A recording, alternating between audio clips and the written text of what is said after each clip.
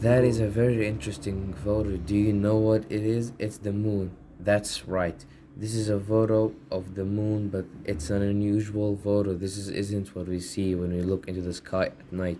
This is a far side of the moon. So is this the side of the moon we can see from Earth? That's right. No one had seen this side of the moon before 1959. That's when the Russian spacecraft Luna 3 took the first photos of it. As soon as the photos were taken, they appeared in newspaper around the world. The photos weren't very clear, but everyone was very excited to see them.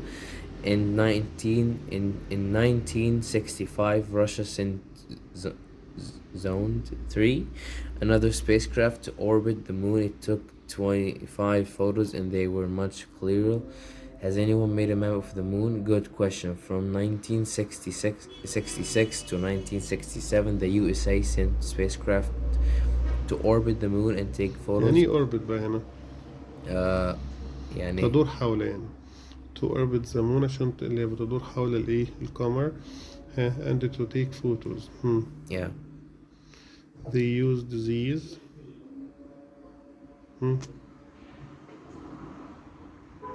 كمل.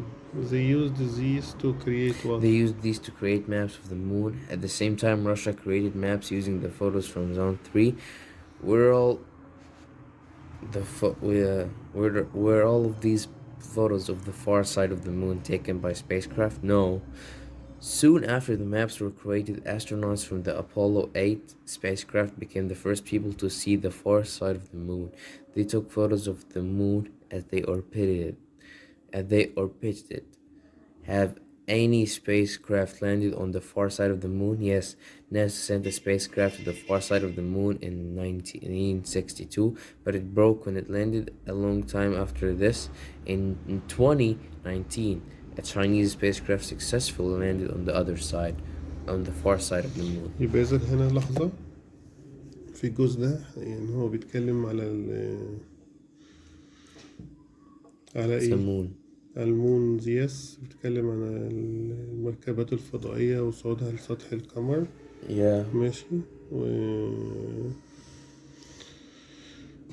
طبعا في البداية نجاح الإنسان للوصول لسطح القمر ده كان نجاح كبير. أول حاجة أعتقد هو هنا بيقول أهو there is when the Russian spacecraft landed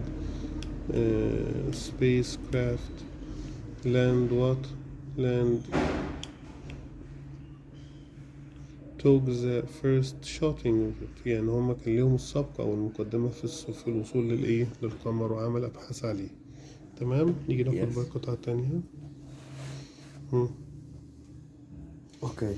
احنا بنتكلم فيها عن the history of maps. تاريخ الخرائط. The history of maps. When did people first use satellites for maps? 1000. What? 100, sorry. 100s. Ptolemy draws one of the first maps. It shows the area around the Mediterranean Sea.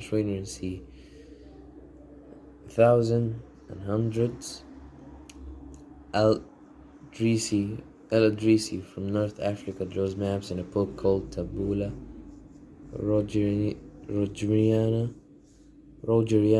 It shows the world as a circle.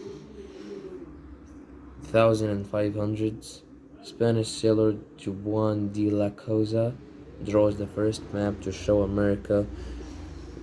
Gerardus Mercator finds a way to draw the round world on flat paper.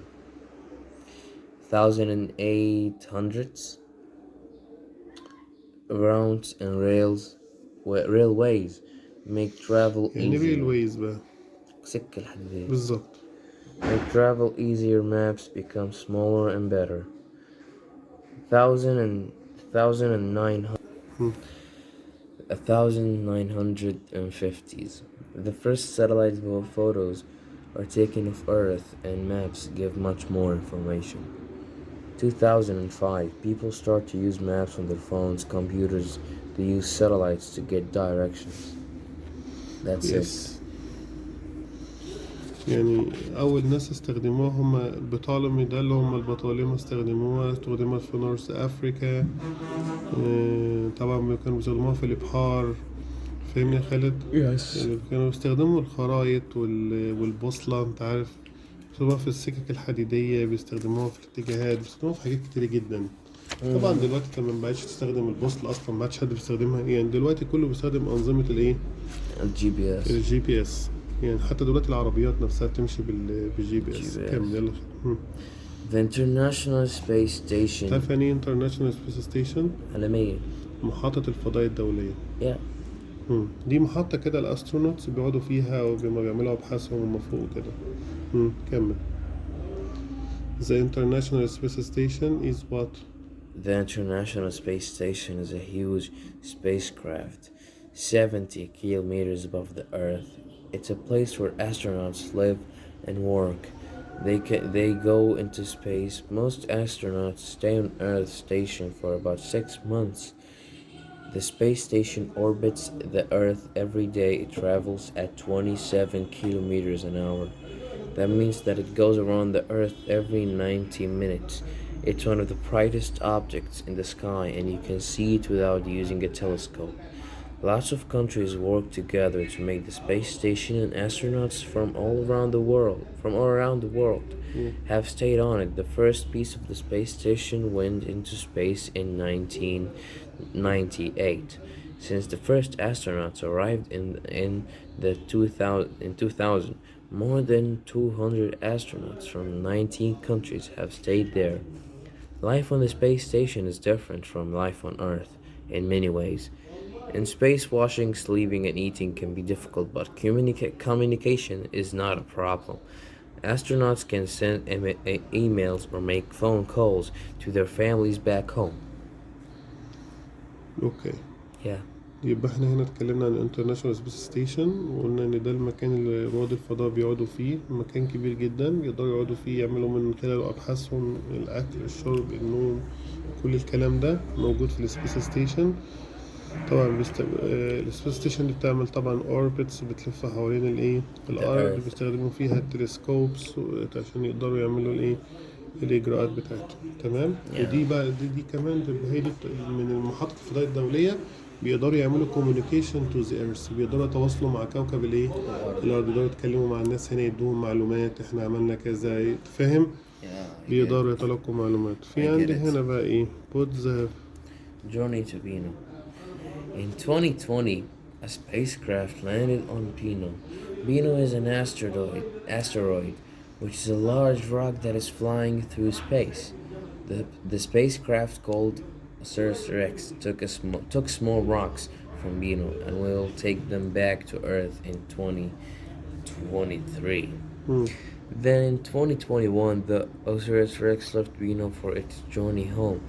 This will be around 2.3 billion kilometers, because the spacecraft must orbit the sun twice before it can land on Earth. This was an amazing achievement. Pino is more than 300 million kilometers from Earth, but it's very small. It's only 510 meters from one side to other. Osiris-Rex left the Earth in 2016 and had orbited Pino for nearly 2 years before it found a place to land safely. So why has Osiris-Rex made this difficult journey? Scientists think that the rocks from Pino could help them to understand how Earth was made. Scientists also think that their understanding Pino will help them know where the asteroid is going. It's possible that it will hit the Earth, although not for many years. That's it. اوكي. في الجزء ده اتكلمنا عن journey to ايه؟ To Pino. journey to Pino. طبعا السبيس كرافت والرحلة ديت والاتشيفمنتس اللي هم ايه عملوها في الايه في الرحلة دي. لو انت مش فاهمها ممكن اشرحها كامل. يعني هو بيقول space craft landed on Pino. Pino ده is an asteroid، يعني asteroid. نيزك. yes. طيب مش بيقول عليه مذنب. ايوه.